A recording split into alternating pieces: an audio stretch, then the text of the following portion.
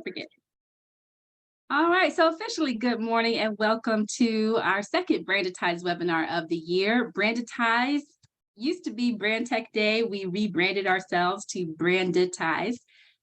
And the IT in the middle, it is important because that's our tech component for BrandITize. So we're branding and tech, bringing branding and technology, two of the unashamedly, I would say, most important things you can do in your business, branding and technology. We're biased, but it's true. It's very, very important for your business. So today's topic is about how to maximize your online potential with Miss Pam Adkins-Smith, the coolest nerd ever, if you've never come across her. So definitely check her out. She's amazing. She's awesome. And I'm gonna share her bio with you, and then I'm gonna share what I know about her as being a part of our committee and also having a wonderful opportunity to work with her. So Coolest Nerd Ever is a data analytics and website design firm that empowers and improves your online presence. Founded by the Pam Adkins-Smith, Coolest Nerd Ever, a seasoned data analyst and web designer. The company's mission is to educate and empower small businesses about the benefits of analytics. Coolest Nerd Ever offers a variety of services to help small businesses succeed, including web analytics services, website audit services, and website design services. All right, so you can check out her own site, since we're talking about websites today, at coolestnerdever.com. Highly encourage you to do that. And also you can follow her on Instagram at Coolest Nerd Ever. She's on LinkedIn. Where else are you, Pam? Instagram, LinkedIn, and Facebook. Instagram, LinkedIn, and Facebook. Not a Twitter fan yet. Not a Twitter fan. No, I don't do much on Twitter just yet. That's all right. That's okay. All right, Miss Pam. So welcome. So glad to have you. And before she gets started, you can feel free to. Can you share your screen too? Feel free to pull up your slides while I'm also sharing a little bit about you. So I've had the great opportunity also to work with Pam. So in my own business is the ADS agency. We're marketing and branding. I pull on wonderful web designers and developers. And so Pam is one of the people I got to work with for a client recently in South Florida, and just did the most timely, professional, impeccable job. It was a pleasure to work with her. And I'm sure, Pam, you can explain about what you do in your business, but on our side, we handle the content for the website design, as well as the imagery and messaging that goes into it and all that. And basically we'll silver platter it over to a developer like Pam. I'm pretty certain Pam can do that with her own for herself as well. But working with Pam was great. And, again, professional, timely, capable, all the things you want in a wonderful web developer. So Pam, thanks so much. Totally appreciate you. And I will let you take it from here. All right. Thank you so much. That was so nice of you. I appreciate that. And thank you, everybody, for coming to be with us this morning. I'm trying to share my screen, but it's saying it's disabled right now. Let me, I'm going to make you a co-host and see if that out. Did I give it to you yet? Yes. Okay. Just 1 second. Awesome. Great. And while you're coming in, we just had one of our sponsors join, Fiserv, Miss Tasha Helms. I saw you come through. And so Tasha, if you're available, you don't have to do it now, or unless you want to say hi now. I would love for Fiserv to have a moment to say hello to our attendees today. And also you can have an opportunity at the end, which is cool too. So I don't know if you heard all that, Tasha. Either way, we'll catch you at the end or the beginning or a little bit later. All right, there you go. Okay, so you can see my screen now? We can. All right, great. And Tasha, would you like to say anything, or should we wait till later? Let me see. You might have. I was having technical difficulties there. Can you all hear me? We can. Okay, good morning, everyone. I'm Tasha Helm. Sorry, I'm trying to get adjusted to get my camera on. So at some point during the video, I'll turn on my camera and I can join all you other lovely faces this morning. But we are a partner, a strategic partner, as Melvin would say, for the Atlanta Black Chambers. We have been for some time and been working with the Atlanta Black Chambers for some time, but Fiserv is a merchant service provider. We have core solutions on the banking side, as well as the credit union side. BrandITize, for many of you all that actually accept payments, may be familiar to you. And we are, operating in thousands of places, countries, and never sleeping. We know this world never sleeps. So if anyone wants to take a look at fiserv.com, what we have to offer, I will drop that in the chat. And any other words that I need to say at the end of the meeting or halfway through, I'm happy to do that. So thank you, Andrea, and thank you, Pam. I look forward to the webinar. Awesome. Thank you, Tasha. Always glad to have you. Absolutely. All right, Pam, floor is all yours. All right, so today we're going to talk about maximizing your online potential with website design best practices for small businesses. Again, I'm Pam Adkins-Smith. I'm the owner of Coolest Nerd Ever, and we pretty much handle analytics and web design for now, but we'll be branching off into some more things with the online presence.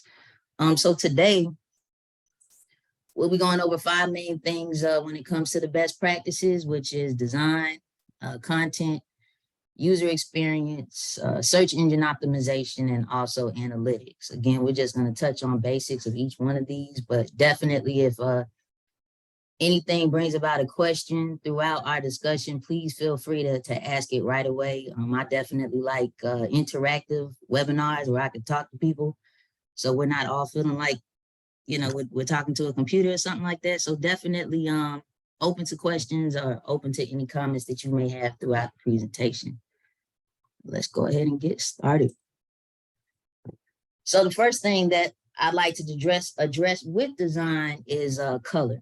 And one thing that I happen to find as a designer with clients that I have had in the past is that choosing the correct color can sometimes pose a problem.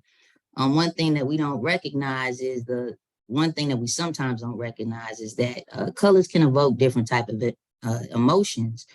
So we don't always want to necessarily pick colors just because it happens to be your favorite color. I've even had this issue myself initially when, I was starting my business. I wanted to go with colors that were different than my own. And it really just took some time and me being hard-headed to realize, hey, Pam, these particular colors are not going to work as best for your business as others would. So even from my own experience, I understand that these are things that we definitely need to consider. Anytime I bring upon a point, I like to back it up with data because I'm heavy with data. So 39% of web users are drawn to color more than any other visual element when visiting websites. And as you know, almost 40%, that is a big deal. So we definitely need to pay a lot more attention to the color that we're using for our business, as opposed to just saying, hey, let me try a favorite color, or I think this looks good. So that would be the first thing that I'd like to go into with design, color psychology and branding. And then we'll talk a little bit about typography and also text minimization. So again, just to kind of piggyback off of what we were talking about with colors, here is an image that I have right here that kind of explains the psychology of color. And at the end of this presentation, I'll make sure to share the link so that if anyone ever needs to refer back to it, they can.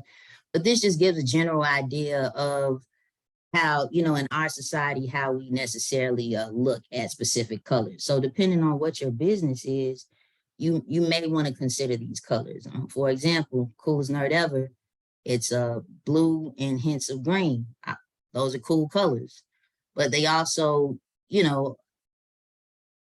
security, calming, relaxing, communication, those are things that I would like to portray with my business.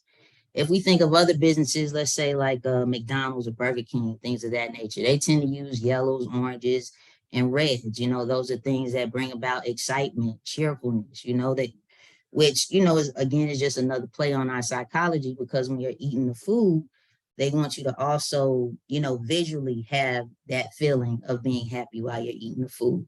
So just something to think about when you're thinking about your business colors, but you also want to make sure to incorporate those colors into your website as well and keep everything consistent, because that helps with the professionalism. So colors are important. Another thing that I mentioned was font. One thing that we also tend to do is choose fonts that we like. One thing that's very major is maybe like script writing. A lot of times people like to put script writing all throughout the website, and you know, those headings aren't always as legible as they need to be. So with font, we need to make sure that we have something that people can read. It's more about bringing a good user experience than, again, picking a font that you think is cool, so you just want to throw it up there. Another major issue that I see is that people tend to, the information that they have on their website, they just type it in paragraph after paragraph after paragraph. The problem with that is these days we have very short attention spans, right? And we don't like to read. So what would be more beneficial is to actually break that up. This exact paragraph that I have right here, if you break it up into sections where you have a point for each section that you choose, and then you add different headings, it just makes things a lot more legible for people. So you have a higher chance of the information that you want to get across actually being read, as opposed to someone either leaving your website or just deciding to look at something else, but they never really fully grasp the full message when we have it all jumbled together like this. So that's what's called text minimization. It's another thing that's again super important with design. And again, because we go heavy into data all the time, just ways that you can measure the effectiveness of the actual design that you already have. Here's 3 different ways. The first one I like to mention is A/B testing. And that's pretty much where just, you know, at one point you may want to, like, let's say if you are considering multiple color schemes for your website. There's nothing wrong with using one color scheme 1 month and seeing how people react to that color scheme. And then the next month, keep the website the same, but then you change it into other colors to see if that has any type of impact on your goals for your website. That's what A/B testing is. Another thing you can do is user feedback. I always tell a lot of small businesses that I work with, a lot of times we sit and wonder, hey, what's the best decision that we should make? But in my opinion, the best thing that you can always do is actually ask your potential customers, hey, do you like this? Hey, does this make sense to you? This wording that I'm including on here, does that make sense? Or am I putting a lot of jargon in here that you don't understand? I think a lot of things for our websites and just in business in general could be a lot more simplified if we just ask our potential clients or our current clients, hey, what do you think about this? So user feedback is extremely important. And then the next way that you can measure the effectiveness of your design is by looking into the scroll depth of that page. And that just means, you know, how far down did someone actually go on the page, which shows engagement and shows if they're interested or not. You know, if someone comes to your web page and they don't find it very interesting, I think it maybe takes less than a second for someone to put judgment on a web page, and then you have maybe about 3 to 5 seconds to get your point across, and if not, then the average person is gone. So the further that they scroll down on the page means that they're a bit more interested in it and a bit more likely to gather the information that you're providing, and then potentially end up making a purchase. So scroll depth is important as well. Yeah, So just the chiming in next, on something, Pam, while you were doing that. yes.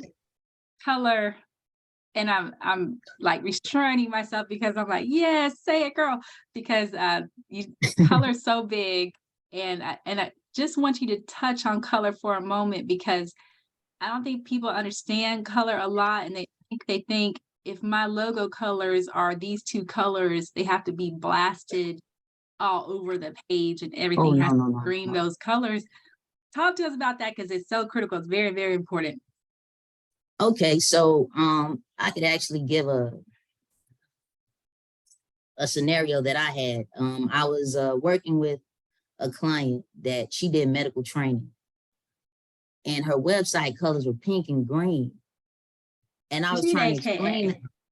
explain maybe, Must be. but you know, even when you think about AKA, I don't think a lot of people think about, you know, the medical training, you know, so it's, you know, it's kind of two different things. So, you know, it was something that it really took some time for me to, you know, stress to her, hey, you might want to look at doing some A/B testing here, you know, as opposed to stick. And it was pink and green, like all over the website. She had the script wording and things flying all over the place around the screen and everything. But it was actually a really offensive website, mainly because of the colors, because they were so bright Too and they were much. so in your face, and nothing about it screamed medical training at all. So when she actually gave it a shot, she did update her color. She ended up going with like a blue and a purple more feel. But she started getting more engagement on her website because of it. And you know, my whole point of what, you know, I was saying with my discussion with her was, well, now people can actually read it, you know, because in the beginning it was, you know, just one of those sites that as soon as you look at it, it was an eyesore. But now once you calm that color down a bit, now I can actually, you know, see what it is that you have on your website, read what it is that you have to offer. Now people can actually give you a chance. So that was definitely one of the more extreme experiences that I've had with color, but it's definitely a huge deal, like you said. Yes. So what you're saying is we should be strategic with color, and especially when it's their loud colors and that kind of thing.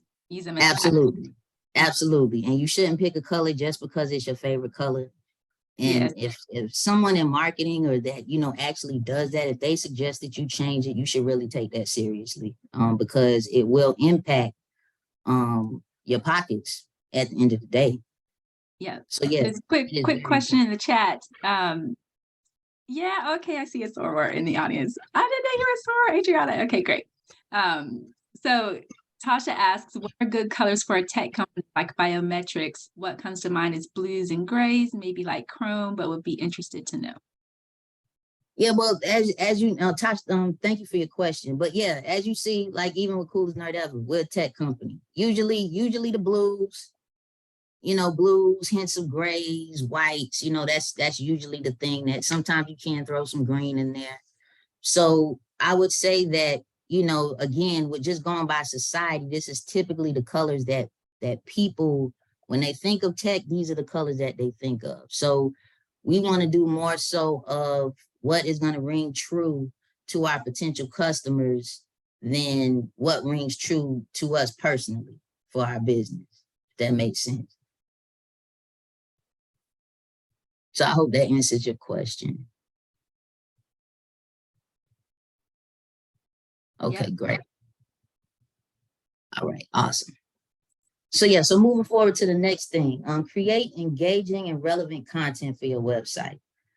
High quality, engaging and relevant content is important, mainly for the user experience, and it also will increase your conversions. Now, as far as your content, 60% of marketers create at least one piece of content each day.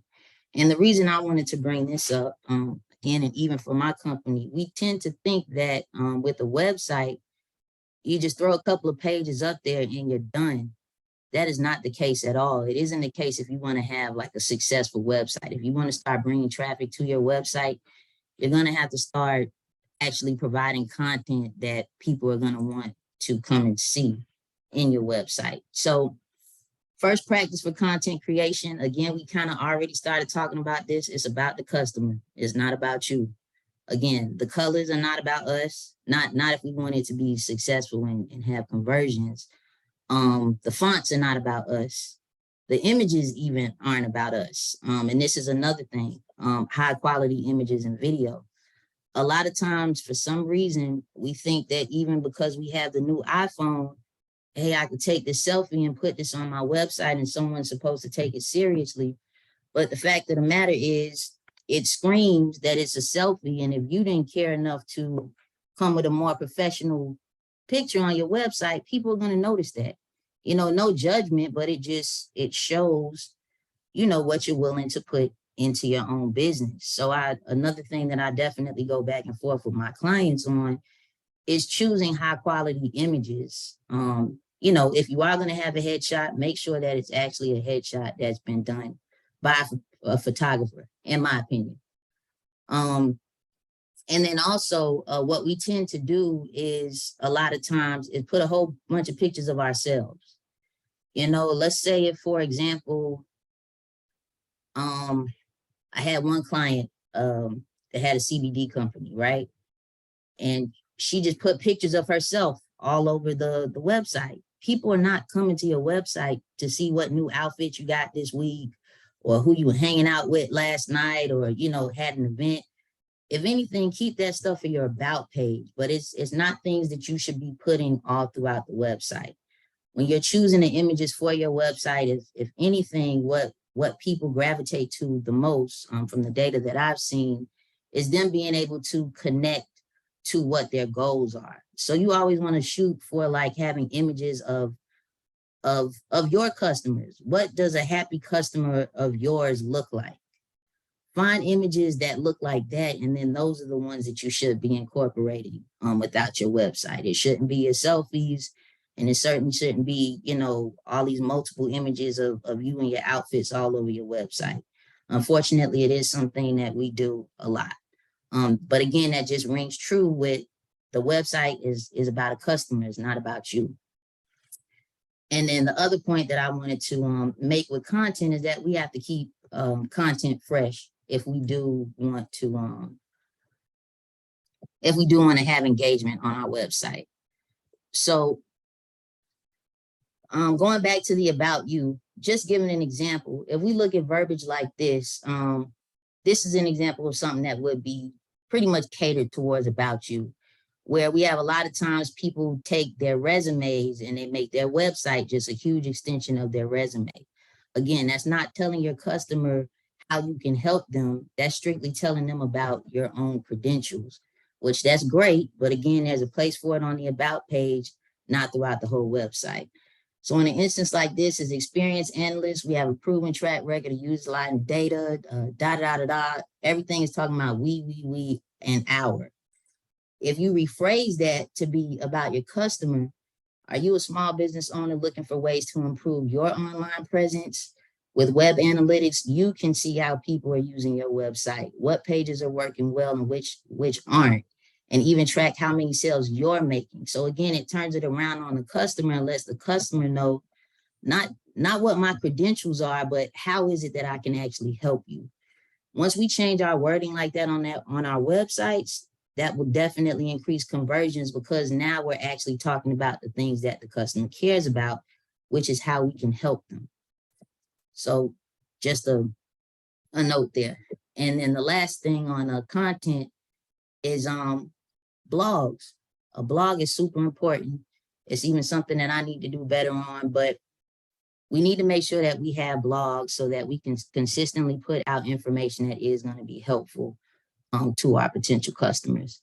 And these are just a few ideas of pretty much just general things that no matter if you're for-profit, nonprofit, if you have an e-commerce, you could come up with something that's usually around these lines, an opinion piece on maybe a product or a listicles, like top 10 ways to improve whatever it is that you improve, how-to guides or tutorials, and then also product reviews in comparison. So maybe for like, maybe for like tech, it may be something, with websites, hey, what, we can compare Wix versus WordPress, so just think about things that you can write about with blog ideas from this, and that should definitely help you get more information onto your website to improve your engagement. Two quick questions, Pam. I'm gonna be so fast because we got like 15 minutes, but Okay, cool. I know. So one is, what's your recommendation for the best software applications that are cost, but quality and user-friendly? And by that, we mean the apps you use to build or create or edit content and images. Maybe if you could share various software apps that would be helpful. So anything like that. So you said software for content, To or use to like actually build, building the website? I think she's meaning, she's saying using to build or create and edit content and images. So for example, like a lot of people use for images and content like that. And then Melissa, also, you could free to unmute yourself if you want to expound further on this, but yeah, that's what she's mainly asking. If there are any helpful software apps that you've seen that you use. Okay, so as far as content, I'm old school with it. I use Word, and it just comes out the head. I type that up, and that's what I put on my website. So you can be old school with that. These days, AI is becoming more prominent and more heavy into tech. If you're into that kind of thing, there's did they change the name to Jasper? It's Jasper or Jarvis, but it's a kind of like an AI content creator tool. Again, I'm not the biggest fan of those, but it is something that you can use to at least get like really quick ideas and really put, just quick content together that you may want to use on your website. As far as photos, I do a lot of my editing with either Photoshop. Sometimes I use Snagit a lot, but then Adobe also has some free tools online as well, where you can resize images, at least to like help out with your loading times and things like that. So I would definitely check out Adobe and see what free tools they have available. But for content and photos, that's what I generally use. I hope that answers her question. Thank you. And Lynette had a quick question. What if we paid hundreds of dollars already to get your website created? What do you suggest we do if it's not rendering the results we expected? Well, I would suggest that you get an audit, because there could be several reasons why it's not giving you the results. It could be a technical thing. It could be the content that you have. It could be your color choices. It could be or the content that you don't have, or even sometimes your wording, like as far as just, are you using the proper words for lead generation? So I would say the next thing that you should do is get a website audit, so that you can find out where your areas of improvement are, and then make decisions based on that going forward. Thank you. And another question, can you recommend a copy that can audit your website? If you mean company. Company, yes. Yeah, coolest okay, nerd ever. thank you. Yeah, you talking to her. You talking to it. There you go. But yes, Renika, absolutely. My email address is info@coolestnerdever.com. So if you have any questions about that, I'll be more than happy to answer your question for sure. Awesome. Thank you. Thanks for all the questions. Yes, thank you. So I know we don't have a lot of time, so let me get to this. So measuring the effectiveness of your content. Ways that we could do this, again, going back to the analytics, is looking at your bounce rate. How quickly are people coming onto the page and leaving? If they see it, they're not happy with it, and they leave, that is a huge red flag that you need to work on that page. Another metric would be pages per visit. Are people coming and they're just looking at one page, or are they really spending some time on your website? Those are things that you can enhance by enhancing your content. And then the conversion rate, that's just how many people have actually completed a specific action that you want. So it may be something like filling out a form, or providing an email for an ebook. You want to rate those things to see how effective they are as well. The next thing is creating a consistent and coherent user experience. 88% of users are less likely to return to a website after a bad user experience. So that shows how huge this is, right? Ways that we can have best practices for user experience is a responsive layout. And that pretty much means that the website adjusts to the device that it's on.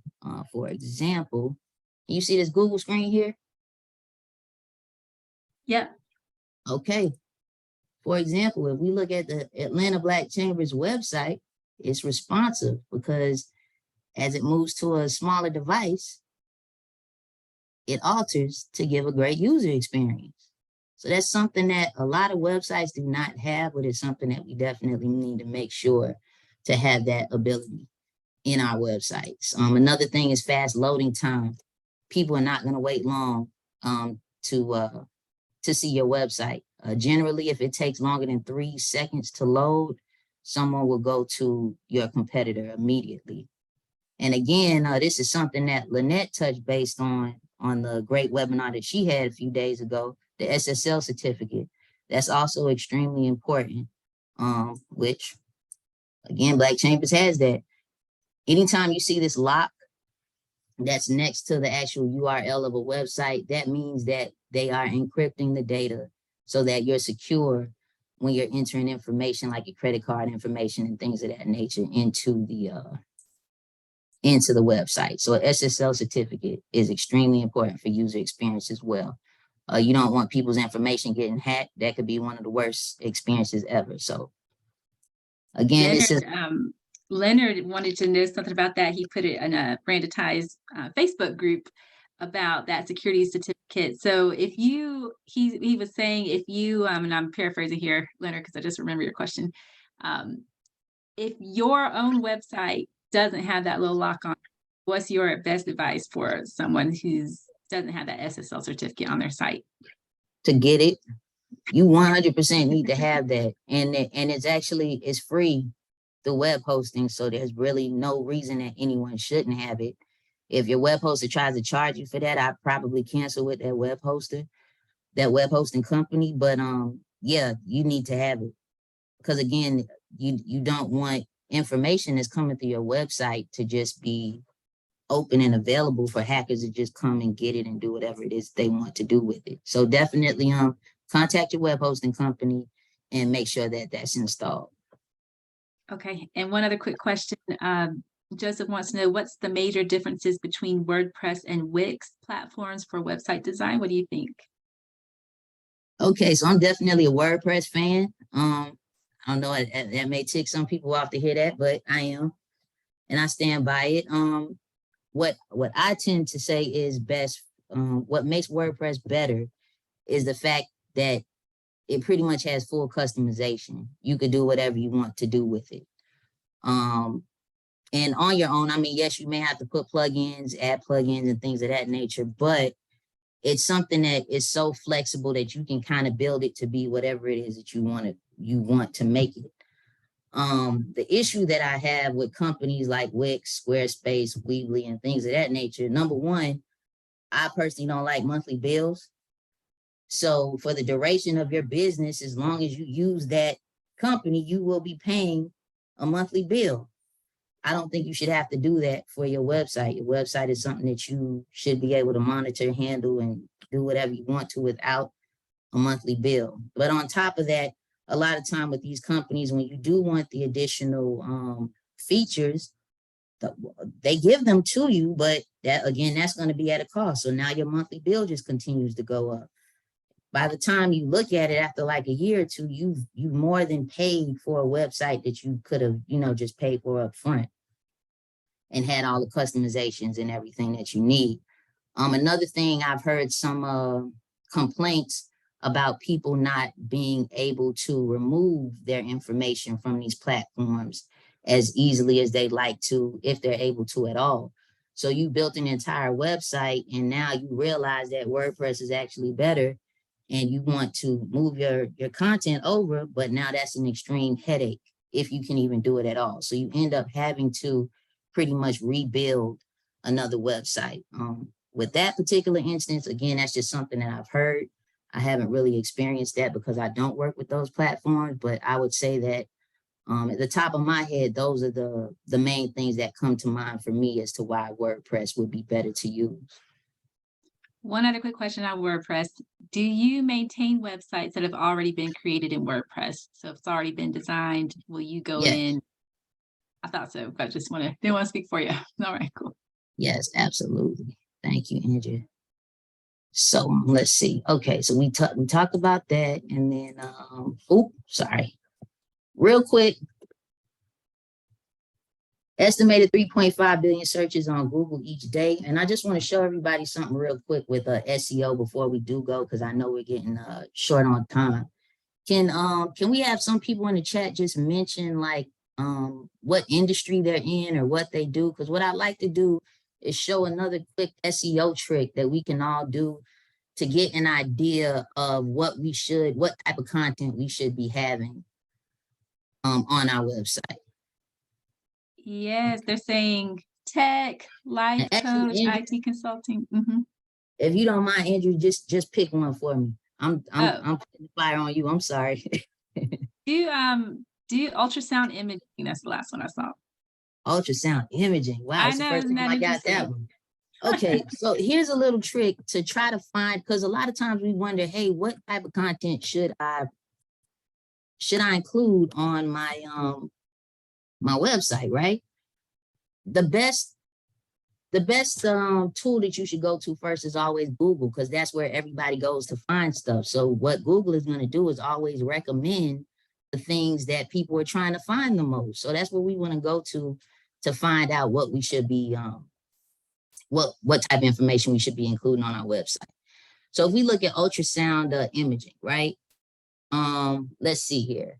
One thing that comes to mind is cost. Ultrasound imaging of the heart. So you may start thinking, hey, these are things that you may want to start mentioning on your website, you know, specifically information about the heart or going into the cost, but you don't have to stop there. If you go through the entire alphabet, ultrasound imaging advantages and disadvantages. This is a great blog post. I'm not real sure about artifacts, applications, ultrasound imaging assistant. That may be a keyword that you might want to go to for an about page. Ultrasound imaging for abortions or the abdomen. Start looking through the entire alphabet, imaging basics and benefits. Let's see what else. Again, we're seeing cost again for a second time. So that might be pretty big. That might be something you want to look into. Again, disadvantages. Again, that might be something, this is the second time it's come up. You should probably write a blog post about the advantages and the disadvantages of ultrasound imaging. So again, if you go through the entire alphabet, just looking at Google like this, you will have a pretty good list of a starting point of at least information that you can put on your website to kind of boost that engagement, keep people on the website longer so that they can learn more about what you're actually offering. A lot of times we make the mistake of thinking that people know more about what we offer than what they really do. So we have to educate them on pretty much our business. So Andrew, I'll give we can end it there, and I will put the link to this. And then if we have any more questions, we could definitely go ahead with the questions. But those are pretty much the main things that I wanted to touch base on, how we can improve our conversions for our website. Awesome. Thank you so much. Everyone, please join me in giving Pam a nice round of applause for her presentation today. We're hearing super helpful tips and great information in the chat. Those of you who are available and may have one or two quick questions, you're welcome to unmute yourselves if you want to ask that, if you're able to ask it live, or you can put it in the chat if you got a quick thing. Let's see, there's a quick question here. You should definitely have it on our website that's provided free by the web host.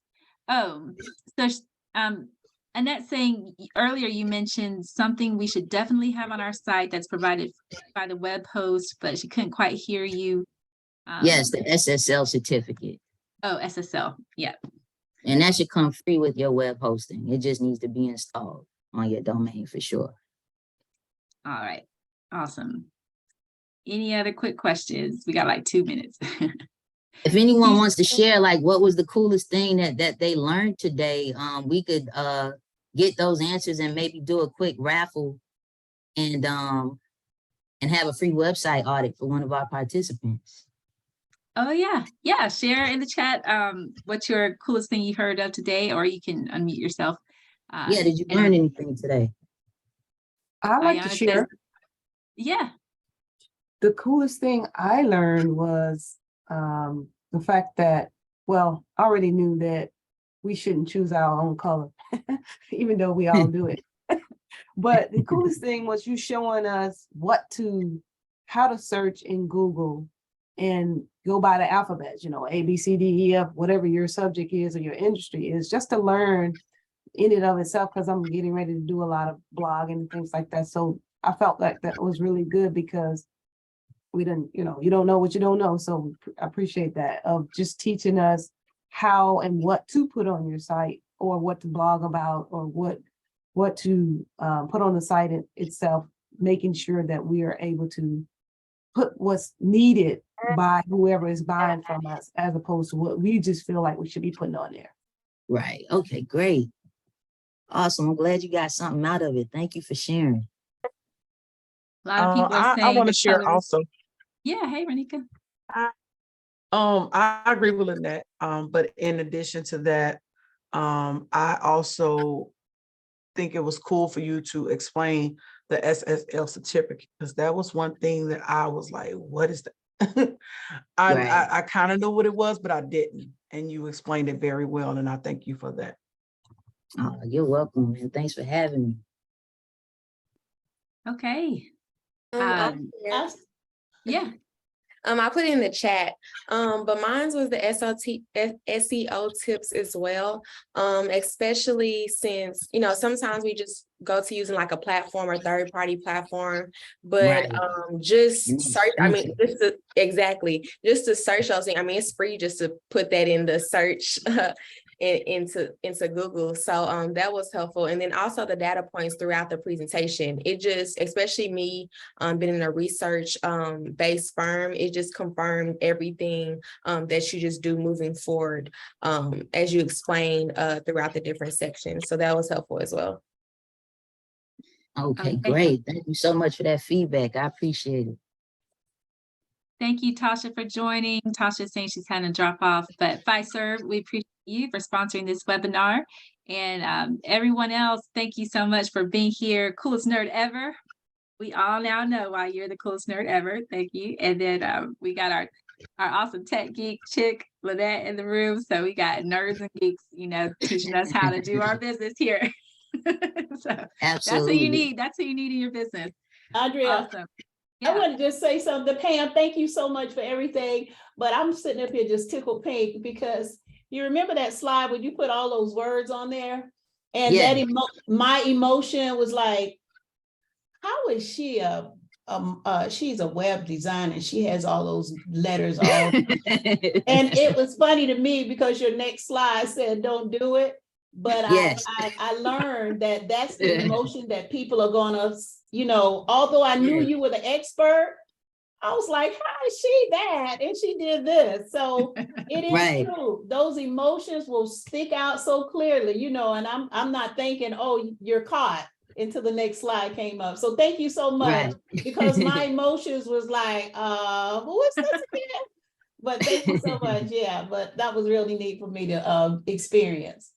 You're welcome. Thank you so much as well. Awesome.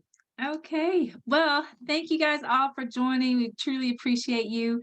And I'm sorry, really quick, Andrew. So everyone that did mention what they liked on there, I'll make sure to get with you to find out what the email addresses are, so we can pick one out of there for the website audit. So I definitely saved the chat, and we'll make sure to come through with that. Yeah. So look out for your post, your email after this, and we'll announce the winner in that, and then you guys will all know who it is. So make sure you look out for it. Awesome. Okay. Well, thanks again for joining. I know we're a little bit over. Sorry about that. It just happens sometimes when the content's so good. And be sure to check out our BrandITize Facebook group if you haven't already. A couple of you joined while we were chatting. It's also a good place to come back and ask more questions, because as you're thinking about your own website, I know there were more questions you probably wanted to ask. Pam, I don't know if you're in that group yet, but definitely get in there, and you can be there to help answer questions. And there's lots of BrandITize experts like Lynette, Pam, Sandra, who else was on here? Leonard and IT. A couple of others were on earlier. Harold, also tech, builds apps and everything else. So plenty of experts to help you. Happy to help you. So definitely get in that group. BrandITize on Facebook. And that is it for today. Thank you so much. And we will catch y'all February 9th. Leonard, are you still on, Leonard? Yeah. Do you want to come on and share about the February 9th webinar? Sorry to put you on the spot here. I was ready. Welcome, welcome everybody. Thank you. I really appreciated the webinar today. One of the things that just irks me to no end is when I go to somebody's site, I'm researching it, and it says not secure at the top. Okay. I mean, it's a big deal to all the rest of us. It's kind of like body odor. It may not be bothering you, but it's definitely bothering us.